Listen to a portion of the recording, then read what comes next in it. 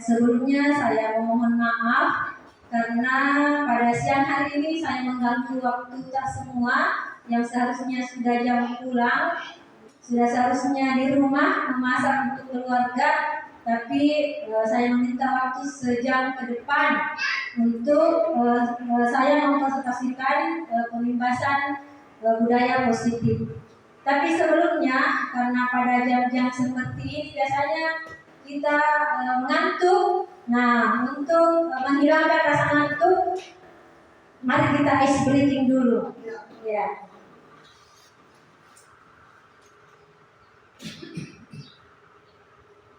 Bisa mungkin semua berdiri deh. Ya, tinggalkan dulu meja atas semua.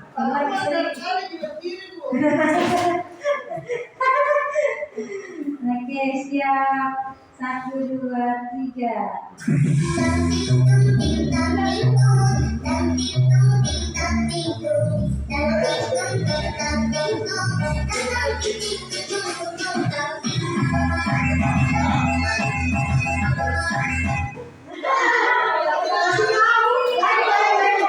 Kita cukupkan 3 kali ya.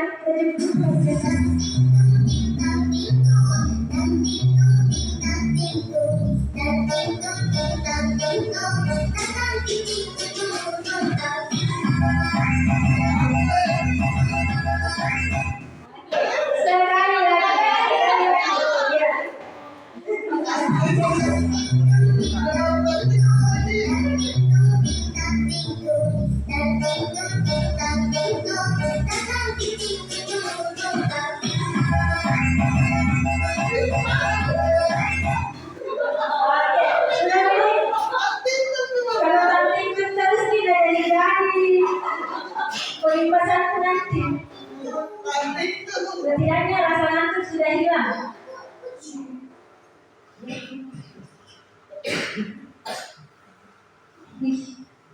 Mari Pak. Oke.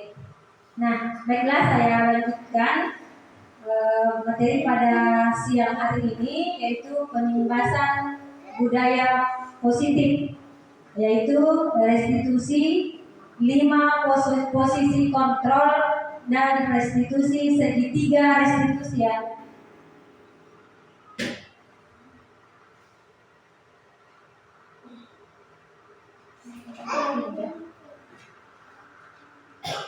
Ya.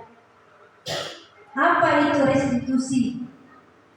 Nah, ini sebenarnya sering kita laksanakan, walaupun mungkin masih ada yang kurang tahu apa itu restitusi, ya. Tapi sebentar setelah dijelaskan, paling bilang oh ini paling dibilang restitusi. Sering saya lakukan di sekolah.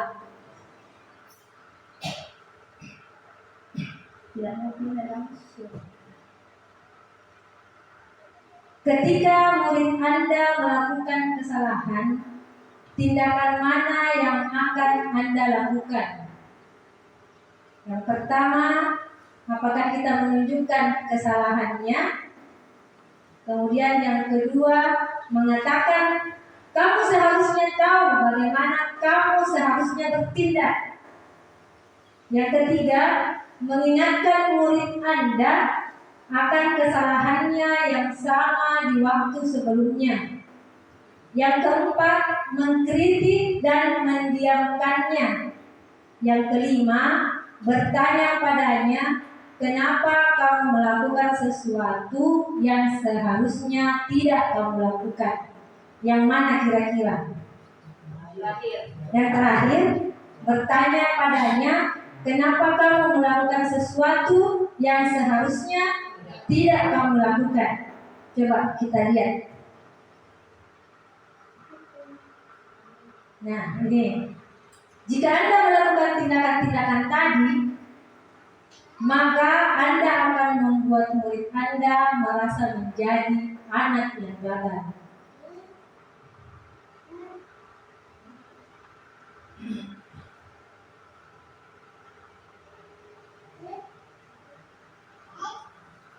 Nah, ini pengertian restitusi.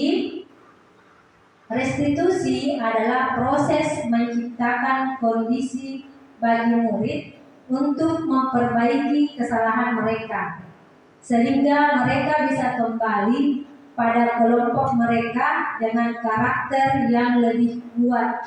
Berarti di sini kita membantu anak bagaimana menciptakan kondisi untuk memperbaiki kesalahannya, bukan untuk memanggil, untuk memarahi ketika terjadi kesalahan, ketika mereka membuat kesalahan.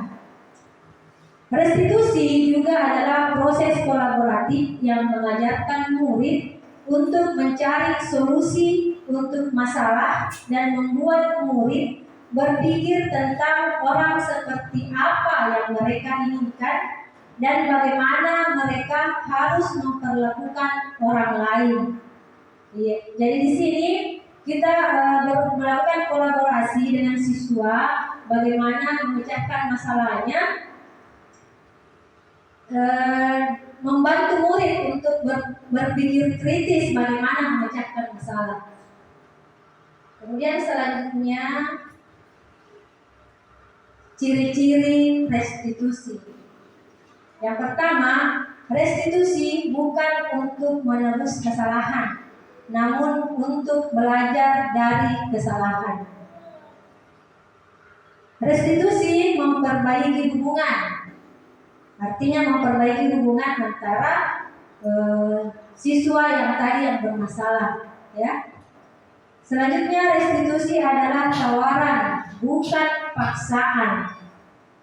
Restitusi menuntun untuk melihat ke dalam diri.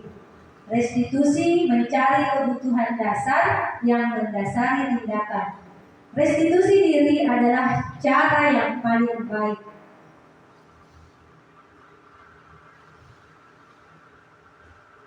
Berikutnya ciri-ciri restitusi. Restitusi fokus pada karakter, bukan tindakan. Restitusi itu menguatkan. Restitusi fokus pada solusi. Restitusi mengembalikan murid yang berbuat salah pada kelompoknya.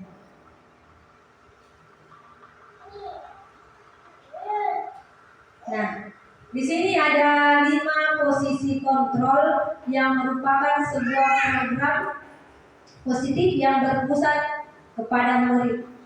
Yang pertama, kita sebagai penghukum, seperti contohnya misalnya anak-anak ada yang berbuat salah, kita langsung menghukum dengan menggunakan kata-kata keras. Kau gitu mentong, sering mentong, terlambat. Nah, yang kedua, di sini ada pembuat rasa bersalah. Jadi kita di sini menjelaskan kepada siswa, memberikan arahan sehingga siswa yang melakukan kesalahan tadi itu memiliki rasa bersalah pada dirinya, memiliki rasa bersalah atas perbuatan yang dia lakukan. Yang ketiga, posisi kita sebagai teman. Yang keempat, sebagai pemantau. Dan yang kelima, sebagai manajer. Yang mana yang paling sering Bapak Ibu lakukan di sini? Apakah sebagai penghukum, pembuat rasa bersalah, atau sebagai teman, pemantau, atau manajer? Kalau biasanya saya juga ada di posisi di sini, penghukum. Sebelum saya masuk di calon guru penggerak, kebanyakan saya ada di sini, posisi penghukum. Banyak sekali mungkin siswa belum sudah berhukum. Nah, sebentar setelah mungkin kita menyaksikan beberapa contoh, semoga tidak ada lagi posisi yang seperti itu di sekolah kita selanjutnya. Jadi ada 5 posisi kontrol. Yang pertama sebagai penghukum, yang kedua pembuat rasa bersalah, yang ketiga posisi teman, yang keempat pemantau, dan yang kelima sebagai manajer.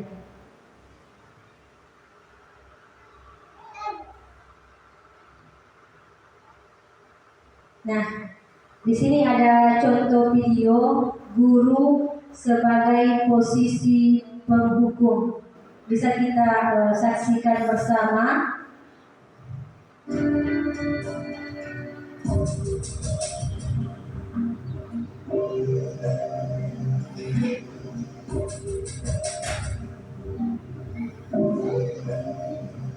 Naren, sini kamu. Selamat pagi, Bu. Selalu terlambat. Kamu deh, pasti terlambat. Maaf, Bu. Saya Apa? Apa coba? Alasan kamu apa lagi? Kapan sih kamu tidak terlambat? Malas sekali ya kamu jadi anak. saya Dasar pemalas. Gak kapok-kapok sih kamu. Sudah berapa kali terlambat? Sana, kamu keliling lapangan basket 2 kali. kenapa saya harus keliling lapangan basket, Bu? Kenapa? Kamu melawan ibu. Berani-beraninya jawab. Sudah terlambat, masih berani jawab pula. Sekarang, keliling lapangan basket 5 kali sekalian. Biar kapok. Cepat. Pergi sana ke lapangan basket.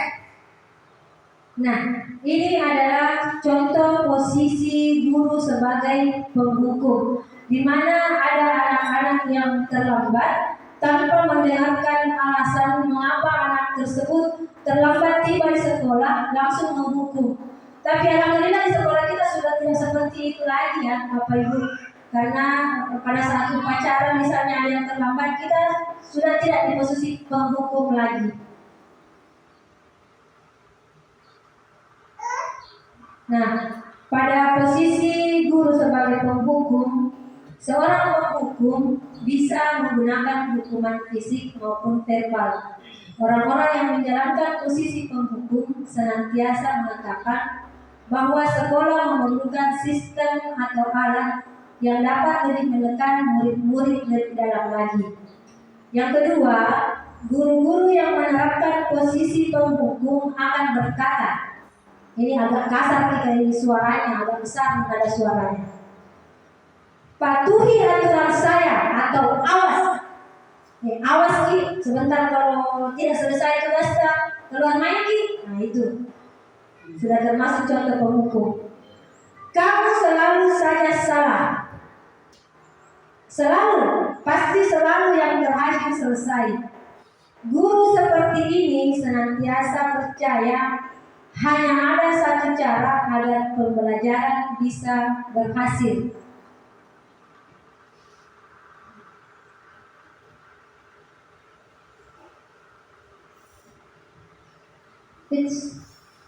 Mana?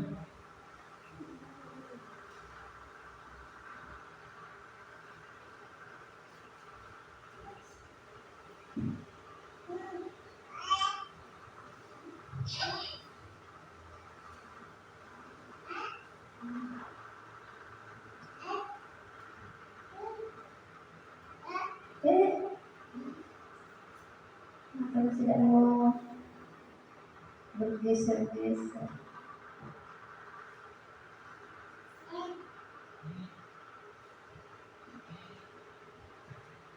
Jadi sebagai posisi penghukum itu biasanya nada suara seorang guru tinggi, bahasa tubuh, matanya biasa melotot.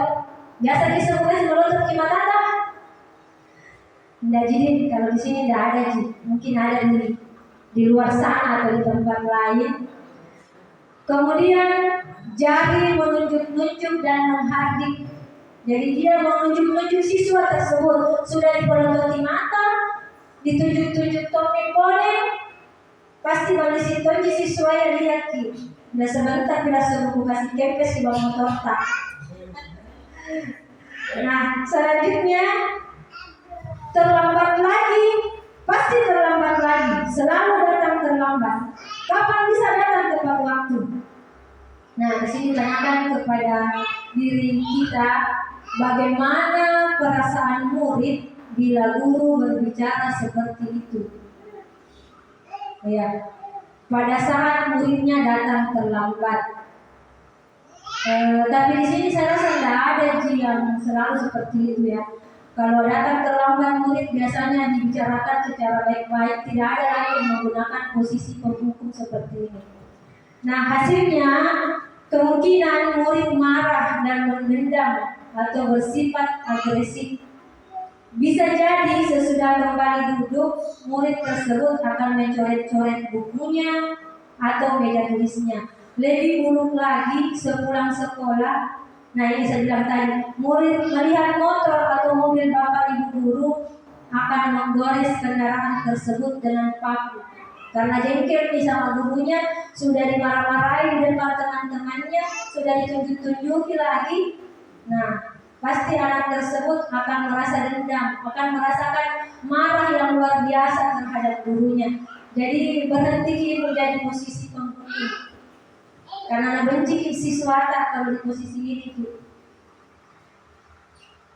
Selanjutnya kita lihat contoh guru di posisi pembuat merasa bersalah.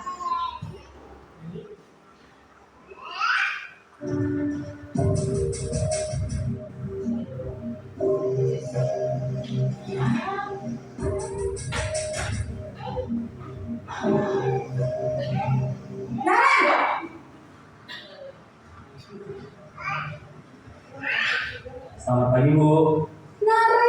Naren, kamu kenapa terlambat lagi, nak?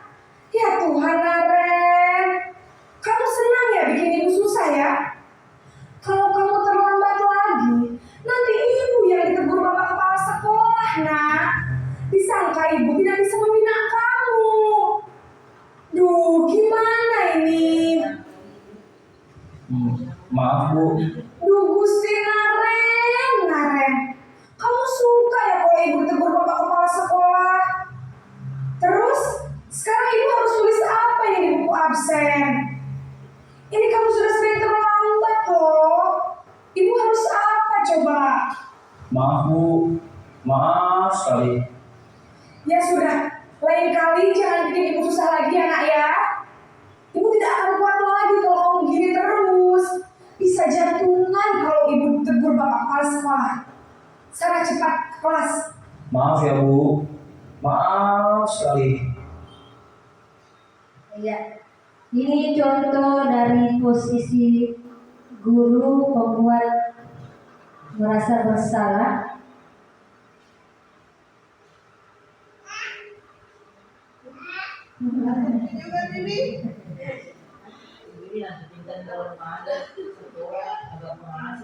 Nah, untuk pembuat merasa bersalah, pada posisi ini biasanya guru akan bersuara lebih lembut dari yang tadi posisi penghukum. Ya. Pembuat merasa bersalah akan menggunakan kehilangan yang membuat orang lain merasa tidak nyaman, merasa bersalah atau rendah diri. Kata-kata yang keluar dengan lembut akan seperti tadi yang dikatakan oleh ibu guru, ibu sangat kecewa sekali dengan kamu. Berapa kali bapak harus memberitahu kamu ya? Ini salah satu contohnya ya. Gimana coba kalau orang tua kamu tahu kamu berbuat begini? Di posisi ini, murid akan memiliki penilaian diri yang buruk tentang diri mereka. Murid merasa tidak berharga dan telah mengecewakan orang-orang yang disayanginya.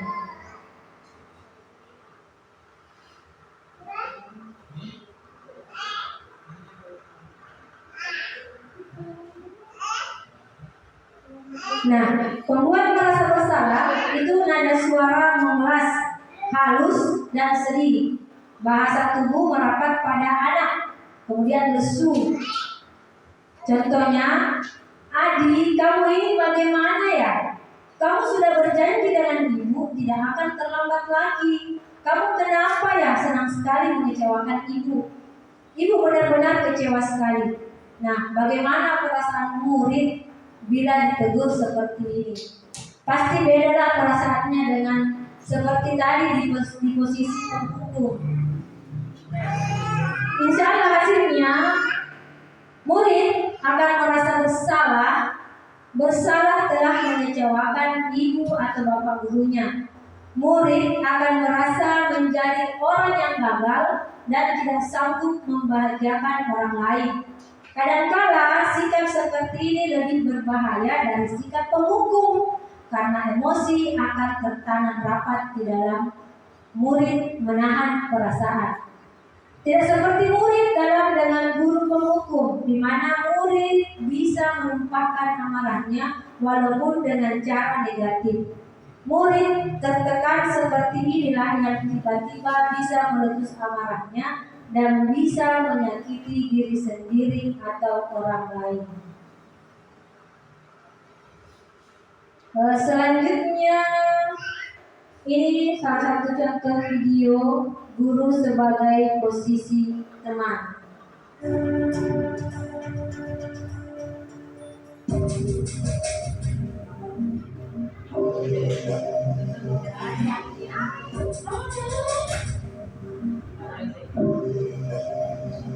Naren!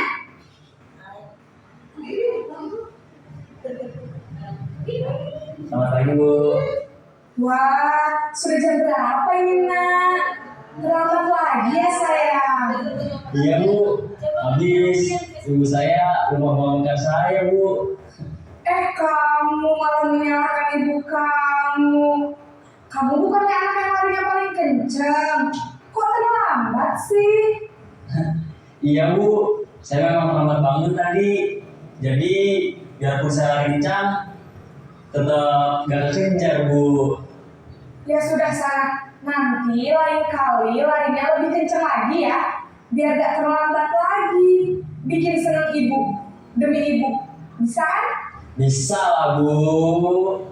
Ya sudah sekarang masuk kelas. Ibu beresin urusan absen kamu. Kamu ini ada-ada saja. Nah, ini adalah posisi sebagai teman. Nah, guru pada posisi ini tidak akan menyakiti murid, namun akan tetap berupaya mengontrol murid melalui persuasi. Posisi teman pada guru bisa negatif ataupun positif. Positif di sini berupa hubungan baik yang terjalin antara guru dan murid. Guru di posisi teman menggunakan hubungan baik dan humor untuk mempengaruhi seseorang. Nah, seperti ini contohnya. Ayo bantulah demi bapak ya, atau ayo bantulah demi ibu ya. Ayo ingat tidak bantuan bapak selama ini. Ya sudah, kali ini tidak apa-apa. Nanti ibu bantu bereskan. Nah, hal negatif dari posisi teman adalah bila suatu saat guru tersebut tidak membantu, maka murid akan kecewa dan berkata, "Saya pikir bapak ibu teman saya." Murid merasa dikecewakan dan tidak mau lagi berusaha. Hal lain yang mungkin timbul adalah murid hanya bertindak untuk guru tertentu dan tidak untuk guru lainnya. Biasanya itu kalau seperti di sekolah kita, biasanya kalau anak-anak disuruh membersihkan, nah bukan gurunya suruh, tidak mau tidak peduli, tidak mau dilakukan. Iya, kalau bukan guru kelasnya langsung yang memerintahkan, bukan tuh di guruku. Ya bilang bukan saja guruku tidak mau atau paling disuruh kalau dibilangkan berhenti lagi bekerja. Murid akan tergantung pada guru tersebut. Selanjutnya,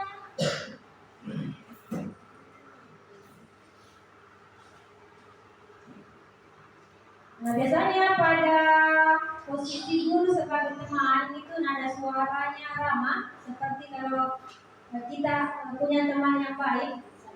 Nah, seperti semua yang ada di sini.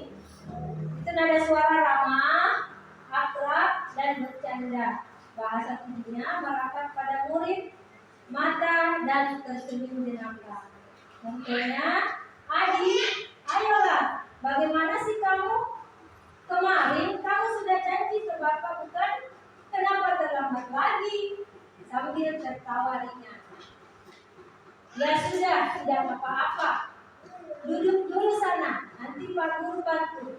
Kamu ini sambil tersenyum-senyum. Nah, bagaimana perasaan murid dengan sikap guru seperti ini? Dengan sikap guru di posisi teman, yaitu murid akan merasa senang dan akrab dengan guru. Ini termasuk dampak yang positif. Hanya saja di sisi negatif, murid menjadi tergantung pada guru tersebut. Bila ada masalah, dia merasa bisa mengandalkan guru tersebut untuk membantunya. Akibat lain dari posisi teman, adik hanya akan berbuat sesuatu bila yang menyuruh adalah guru tersebut dan belum tentu berlaku yang sama dengan guru atau orang lain.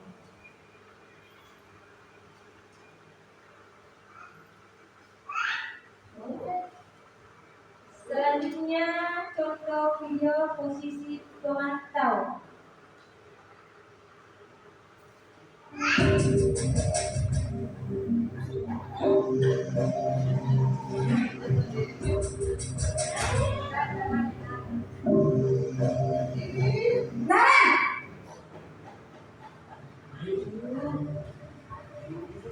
Selamat pagi Bu. Nah, Ren, apa peraturan sekolah kita tentang jam berapa kita harus masuk sekolah, Nak? Kita harus di sekolah jam 7 Bu. Iya, betul. Sekarang sudah jam 7.20. Naren sudah tahu konsekuensinya jika terlambat hadir. Paham Bu, saya harus tinggal kelas pas jam istirahat selama 20 menit. Iya, benar. Konsekuensinya demikian. Jadi nanti jam 9.30 pas istirahat, kamu harus tinggal di kelas, kerjakan tugas tambahan untuk ketertinggalan kamu, ya? Baik Bu. Dia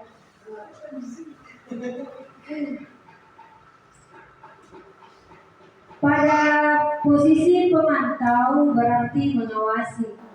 Jangan maksudnya memberikan siswa tugas tambahan, kemudian siswa kita tinggal di dalam kelasnya untuk bekerja sendiri.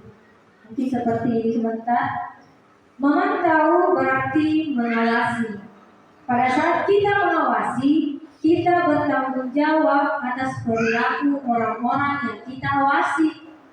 Posisi pemantau berdasarkan pada peraturan-peraturan dan konsekuensi. Dengan menggunakan sanksi atau konsekuensi, kita dapat memisahkan hubungan pribadi kita dengan murid. Sebagai seseorang yang menjalankan posisi pemantau, pertanyaan yang diajukan seorang pemantau seperti ini. Peraturannya apa? Apa yang telah kamu lakukan? Sanksi atau konsekuensinya apa? Seorang pemantau sangat mengandalkan penghitungan, catatan, data yang dapat digunakan sebagai bukti atas perilaku seseorang. Posisi ini akan menggunakan stiker, slip catatan, daftar cek. Posisi pemantau sendiri berawal dari teori stimulus atau respons yang menunjukkan tanggung jawab guru dalam mengontrol murid. Nah, pada posisi pemantau biasanya ada suara kita sebagai guru, itu data, bahasa tubuh yang formal. Contoh di sini guru, Adi, tahukah kamu jam berapa kita mulai? Tahu Pak, kamu terlambat 15 menit. Apakah kamu sudah mengerti konsekuensi yang harus dilakukan bila terlambat? Paham Pak, saya harus tinggal di kelas pada jam istirahat nanti dan mengerjakan tugas ketinggalan saya.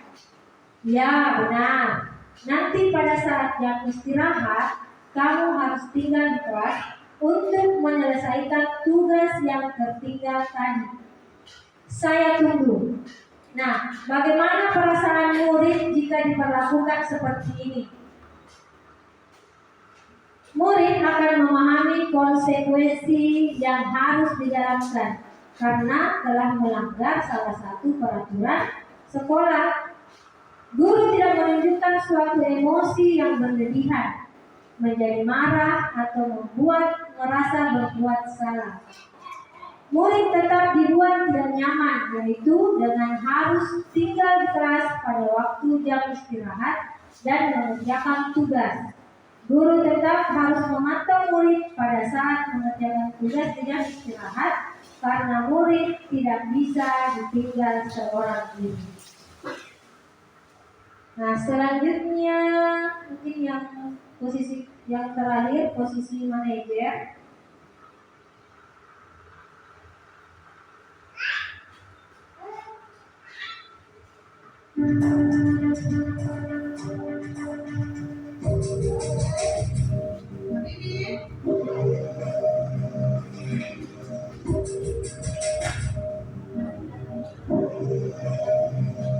Naren,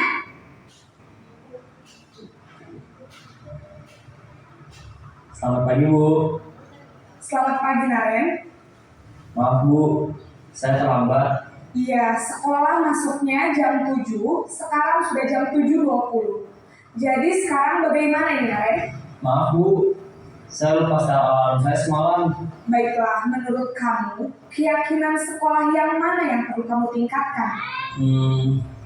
Menghargai diri sendiri dan orang lain mungkin ya Bu. Setuju. Jadi, apakah Naren meyakini prinsip saling menghormati tersebut? Iya Bu, saya meyakininya.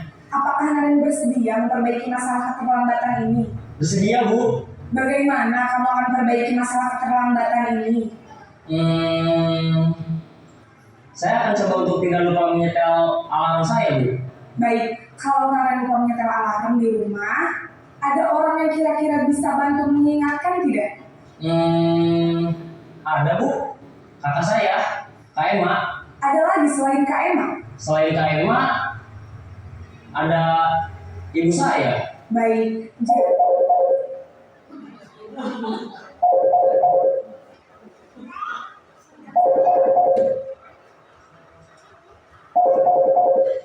baik, jadi Naren akan setel alarm untuk bangun besok pagi dan akan diingatkan oleh kakak dan ibunda Naren ya. Ada lagi yang mungkin perlu dilakukan Naren agar tidak terlambat bangun lagi. Tidak ada Bu. Baik Naren, terima kasih untuk kerjasama kamu. Sekarang kamu perlu kembali ke kelas untuk belajar. Baik.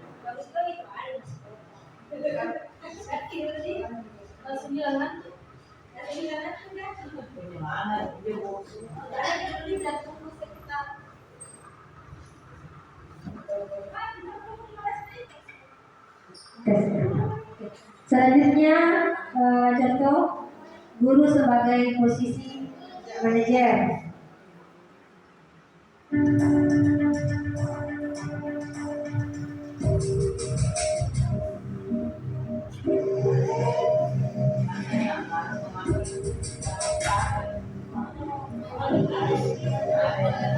Naren,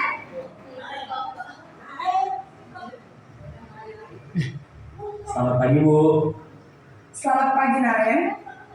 Maaf Bu, saya terlambat. Iya, sekolah masuknya jam 7, sekarang sudah jam 7.20. Jadi sekarang bagaimana ini Naren? Maaf Bu, saya lupa start alarm saya semalam. Baiklah, menurut kamu, keyakinan sekolah yang mana yang perlu kamu tingkatkan? Menghargai diri sendiri dan orang lain mungkin ya Bu. Setuju. Jadi, apakah Naren meyakini prinsip saling menghormati tersebut? Iya Bu, saya meyakininya. Apakah Naren bersedia memperbaiki masalah keterlambatan ini? Bersedia Bu. Bagaimana kamu akan perbaiki masalah keterlambatan ini? Saya akan coba untuk tidak lupa menyetel alarm saya Bu. Baik, kalau Naren lupa menyetel alarm di rumah, ada orang yang kira-kira bisa bantu mengingatkan tidak? Ada Bu, kakak saya, Kak Emma. Ada lagi selain Kak Emma? Selain Kak Emma, ada ibu saya. Baik, jadi yang mengingatkan Naren adalah Kak Emma dan ibu kamu ya. Kira-kira akan mulai set alarm kapan nih Naren? Setelah pulang sekolah, akan segera saya lakukan. Baik, jadi Naren akan setel alarm untuk bangun besok pagi dan akan diingatkan oleh kakak dan ibunda Naren ya. Ada lagi yang mungkin perlu dilakukan Naren agar tidak terlambat bangun lagi? Tidak ada, Bu. Baik Naren, terima kasih untuk kerjasama kamu. Sekarang kamu perlu kembali ke kelas untuk belajar. Baik, Bu. Terima kasih. Nah, pada posisi guru sebagai manajer, ini adalah posisi yang terakhir ya. Posisi di mana guru berbuat sesuatu bersama dengan murid, mempersilahkan murid mempertanggungjawabkan perilakunya, mendukung murid agar dapat menemukan solusi atas permasalahannya sendiri. Nah, seorang manajer telah memiliki keterampilan di posisi teman maupun pemantau. Dan dengan demikian bisa jadi di waktu-waktu tertentu kembali kepada kedua posisi tersebut bila diperlukan. Namun bila kita menginginkan murid-murid kita menjadi manusia yang merdeka, mandiri dan bertanggung jawab, maka kita perlu mengacu kepada restitusi yang dapat menjadikan murid kita seorang manajer bagi dirinya sendiri.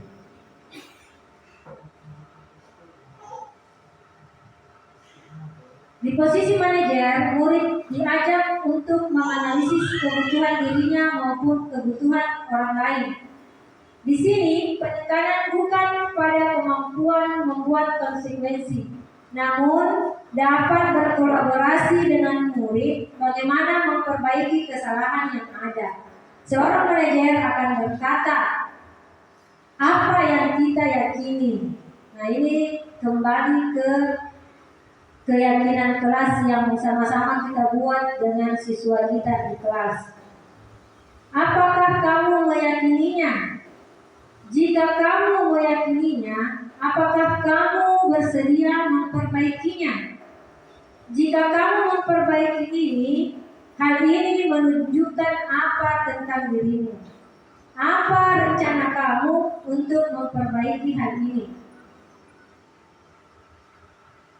Tugas seorang manajer bukan untuk mengatur perilaku siswa. Berarti bukan kita guru yang mengatur perilakunya siswa. Kita hanya membimbing murid untuk dapat mengatur dirinya. Seorang manajer bukannya memisahkan murid dari kelompoknya, tapi mengembalikan murid tersebut ke kelompoknya dengan lebih baik dan kuat.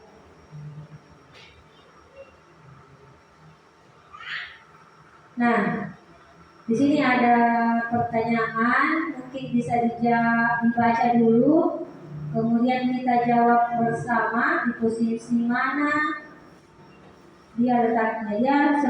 Dia guru sebagai posisi apa? Mungkin bisa dibaca atau mau breaking dulu deh, supaya tidak mengantuk. Iya.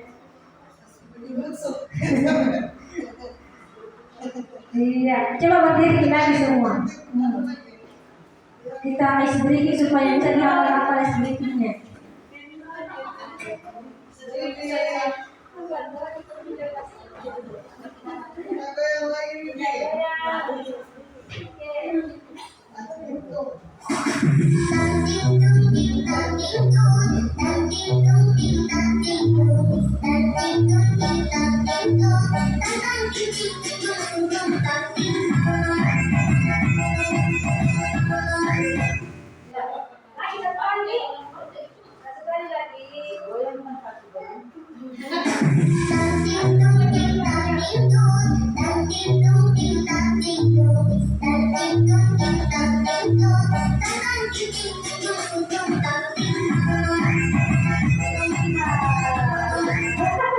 Oke, terima kasih.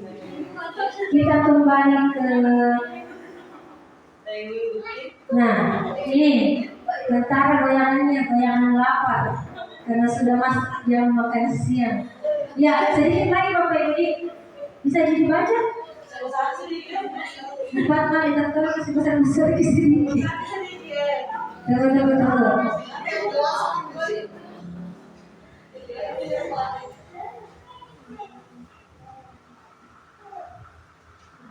Nah, coba.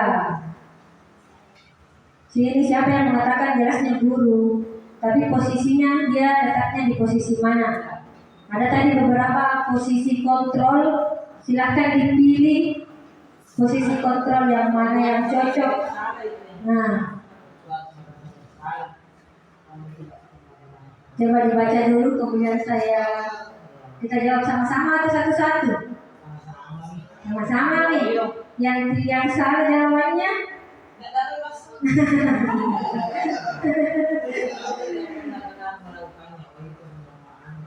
Bisa?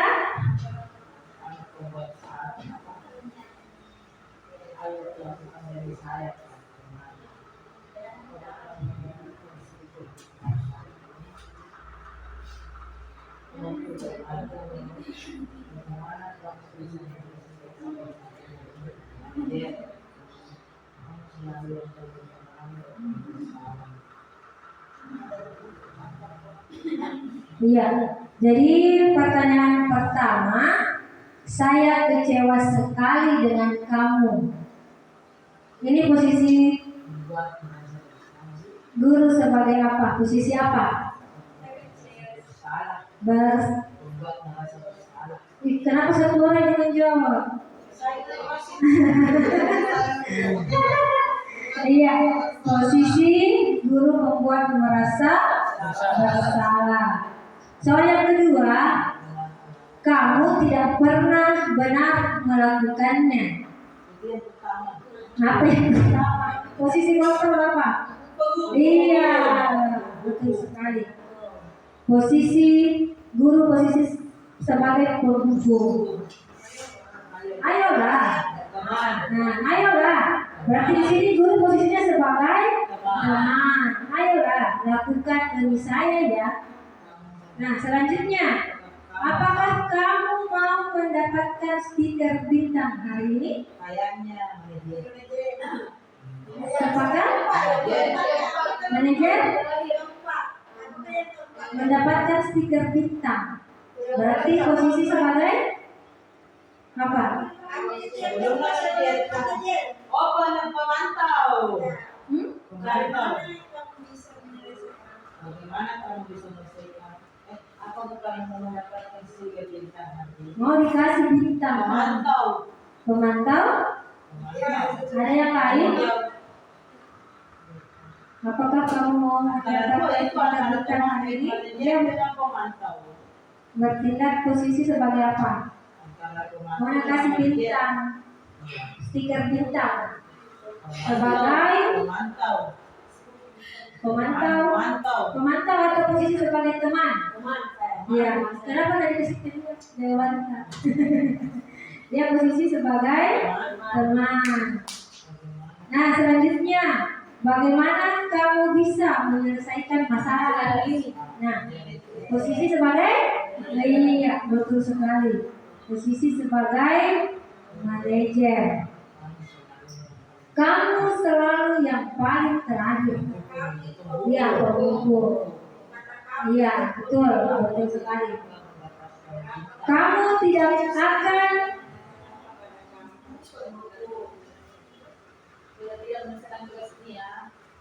tidak akan mendapatkan bintang penghukum. Berapa kali sih saya sudah mengatakan kepada kamu?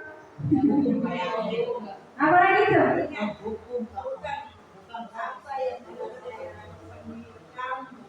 Berapa kali sih? Berapa kali sih?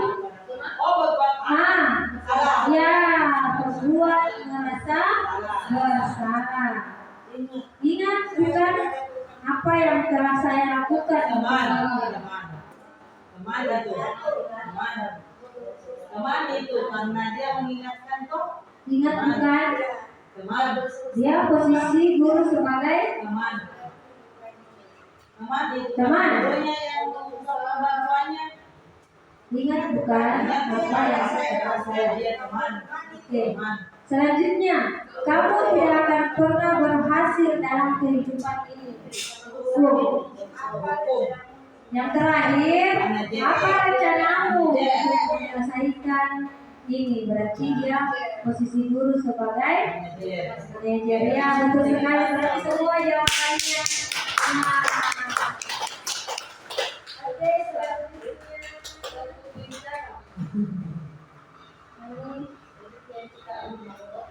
segitiga institusi.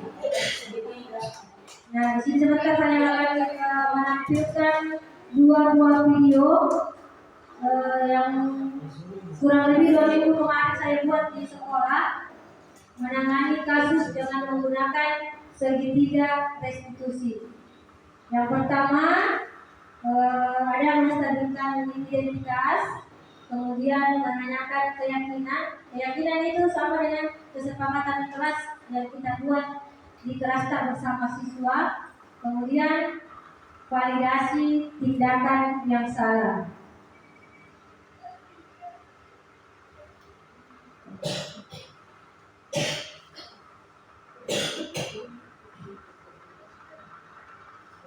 Ada 3 langkah ya dalam menggunakan restitusi. Yang pertama tadi menstabilkan identitas. Kita semua akan melakukan hal terbaik yang bisa kita lakukan. Kemudian validasi tindakan yang salah. Kemudian menanyakan keyakinan. Ketiga strategi tersebut dipresentasikan dalam 3 sisi segitiga restitusi. Langkah-langkah tersebut tidak harus dilakukan satu persatu secara kaku. Banyak guru yang sudah menggunakannya dalam berbagai versi menurut gaya mereka masing-masing, bukan tanpa mengetahui tentang teori restitusinya. Nah, ini ada contoh. Saya cari dulu kasus dulu.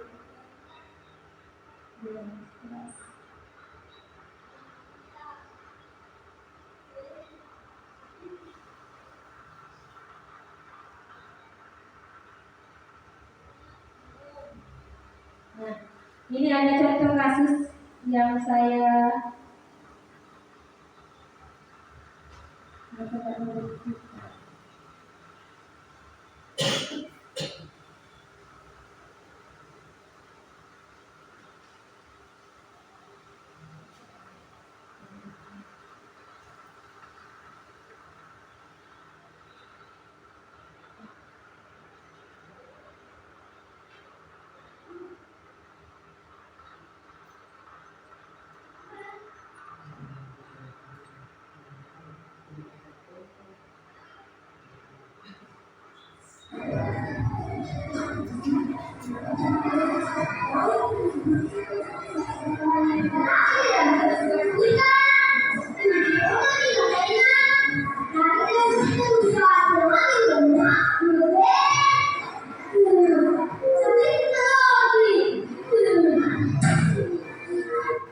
ya, ini di kelas 5 kemarin ada seorang siswa yang sudah membersihkan di dalam kelasnya, sudah setengah mati, mengepel kelasnya sampai bersih. Tiba-tiba datang seorang temannya yang langsung saja masuk tanpa menghiraukan kebersihan kelasnya. Nah, di sini setelah itu saya memanggil si Pika.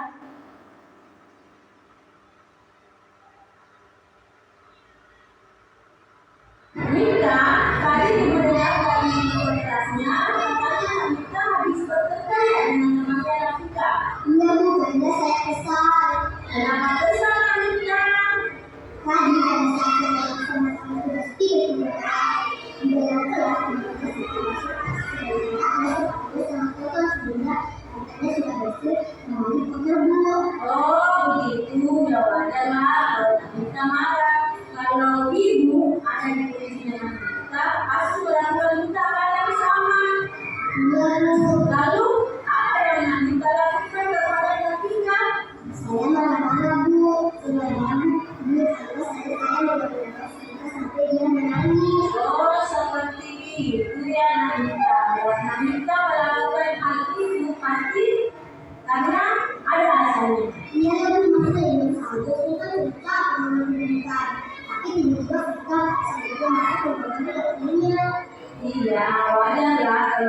Anita marah dan kesal karena Anita sudah capek naik ke lantai.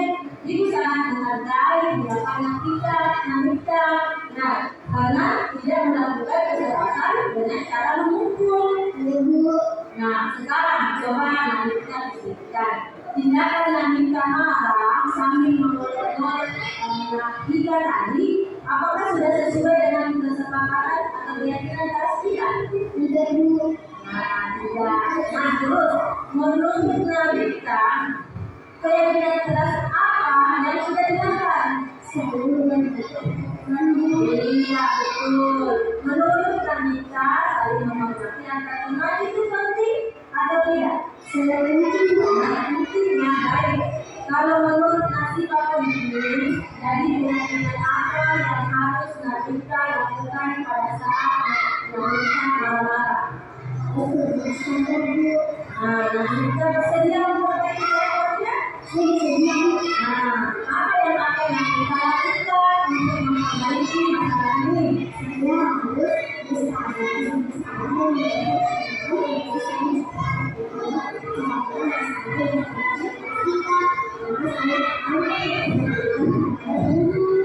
Iya, tepat sekali Anita. Semangat ya Anita.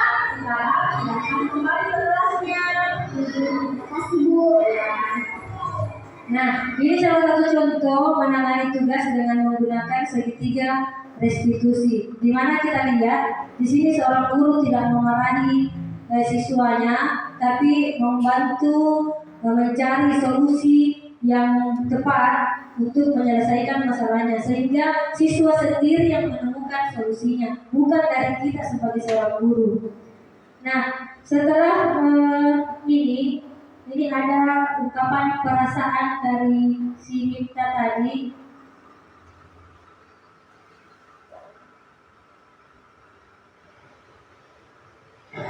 Assalamualaikum warahmatullahi wabarakatuh. Perkenalkan nama saya Fajera. Saya siswa kelas 5. Saya sekolah di SD Negeri Sumedera. Saya senang sekali belajar berdiskusi dengan Ibu Lumana. Untuk mengendalikan diri dari amarah saya karena perilaku memaksakan saya, jadi saya harus banyak belajar, bersabar dan dapat memiliki kemampuan. Sekian dan terima kasih. Assalamualaikum warahmatullahi wabarakatuh. Nah, lihat perasaannya anak-anak, berarti perasaannya sangat gembira karena di sini kita membantu anak tersebut mencari solusi. Bukan kita yang menentukan solusinya bagaimana, tapi siswa tersebut yang menemukan solusinya. Selanjutnya, salah satu contoh sebelum kita akhiri. Di sini contohnya pada saat pembelajaran ada siswa yang sedang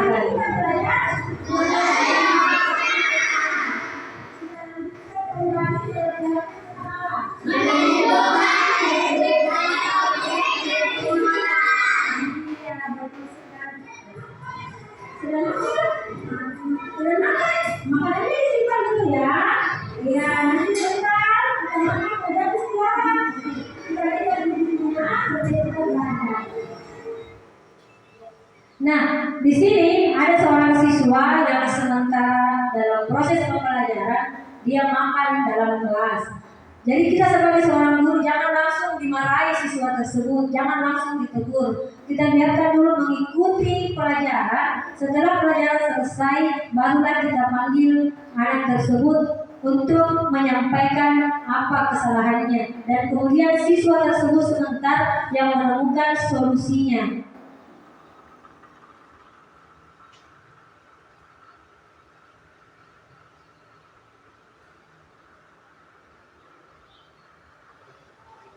Saya tahu kenapa dipanggil sini.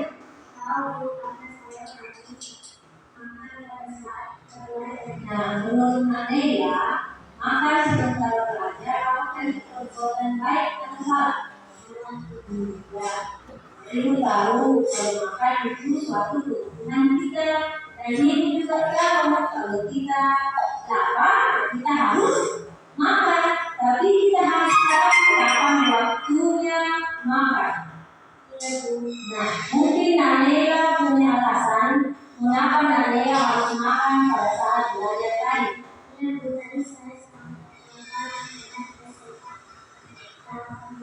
Nah, kenapa saya tidak sempat sarapan di rumah?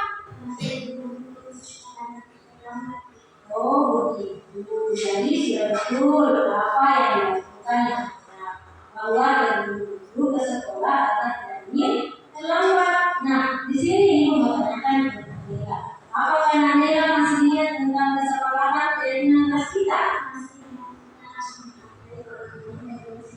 Nah, menurut Nadira, apakah makan di kelas pada saat pembelajaran berlangsung sudah menghargai diri sendiri dan orang lain? Nah, bagus. Di sini ibu tidak mau mencari siapa yang salah, siapa yang benar. Nah, menurut ibu ini kita sama-sama menemukan solusi agar Nadira tidak lagi makan saat pembelajaran berlangsung. Nah, menurut Nadira, kira-kira langkah apa yang dapat Nadira lakukan agar tidak lagi makan pada saat proses pembelajaran berlangsung? Saya akan mengambil amal Nah, kira-kira kapan Nadira bisa melakukan hal itu? Insya Allah bisa. Iya, bagus sekali. Jadi berharap ke depannya Nadira jauh lebih baik lagi bisa menaati peraturan di sekolah maupun yang ada di kelas kita. Bisa ya, Nak?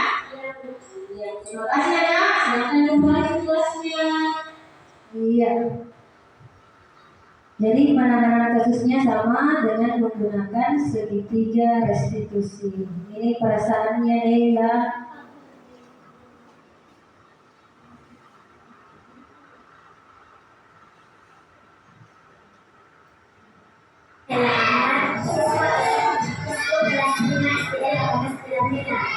Perasaan saya sebenarnya dipenuhi oleh ibu yang mana saya sangat senang dan juga ibu yang mana tidak memarahi saya karena makan pada saat belajar langsung. Tapi sama-sama mencari solusi atas kesalahan saya. Tidak, terima kasih Bu. Saya tidak akan mengulangi lagi. Wassalamualaikum warahmatullahi wabarakatuh. Jadi rata-rata siswa sangat senang kalau tidak dimarahi sama gurunya kalau berbuat salah. Tapi terkadang kita juga guru kalau terlalu di siswa, kadang lagi juga capek, ibu juga rasa lingkerta, pasti nasalnya bila marah dimarah-marahin itu anak-anak. Tapi insya Allah tidak lagi, karena kalau disayang anak-anak, insya Allah anak sayang juga. Iya, apalagi kalau ada siswa itu pada malepian sedikit-sedikit keluar misalnya, biasa banget marahin, dia bisa ini udah tidak boleh dimarahin.